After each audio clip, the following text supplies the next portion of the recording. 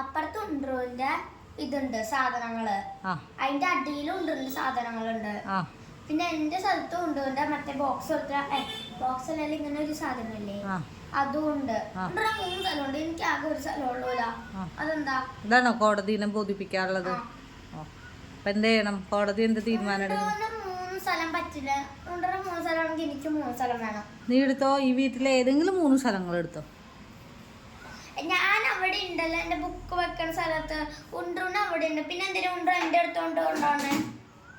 ഉണ്ട്രു കോടതിയെ വിളിപ്പിക്കുന്നതാണ്, എന്നിട്ട് ചോദിക്കാം. പോയെ, ഞാൻ നേരത്തെ റെഡി ചെയ്താ, വെറുതെ എനിക്ക് ഇഷ്ടമുണ്ട്. അമ്മ പറ. കുട്ടൂസേ ഇവിടെ വരൂ. എന്തിനാ നീ കുഞ്ഞുന്റെ സ്ഥലങ്ങളിലൊക്കെ കൊണ്ടുപോയി നീ നിന്റെ സാധനങ്ങൾ വെക്കണത്? ആ സ്ഥലം മറ്റേ ബുക്കൊക്കെ വെച്ചേക്കണ